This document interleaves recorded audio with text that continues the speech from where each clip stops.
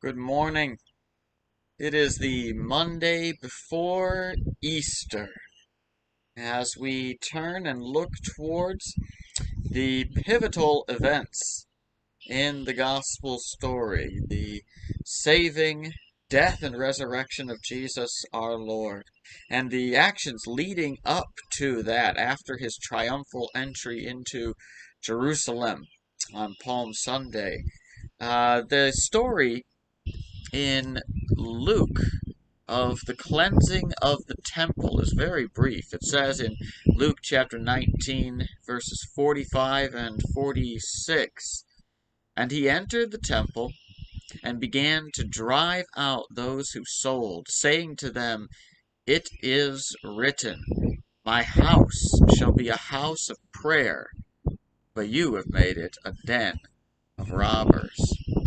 And so the zeal of the Lord that he shows in cleansing the temple is put in such quick and stark terms that this prophetic energy of purifying the place of worship.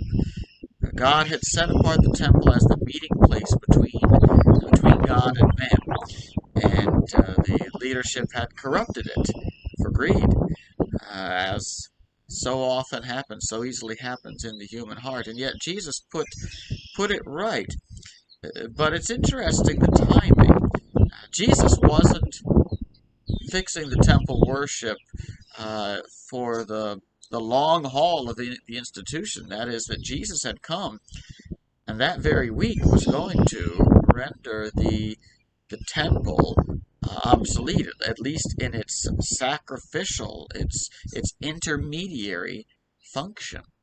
Jesus was going to fulfill in his death and resurrection what the temple prefigured. And yet he comes and purifies it. And so we look at this message of comfort and conviction that God has made a way for sinners to be sanctified. And this is prefigured in the temple and the sacrifices of the priesthood of the Old Testament, and it finds its fulfillment in the coming of Jesus Christ, the true temple, the meeting place of God and man, the true priest, the true sacrifice for sins. And so when we twist and turn aside from God's offer of life, we have this conviction that as Jesus purified the temple, he has come to purify our hearts, to make sinners sanctified in him.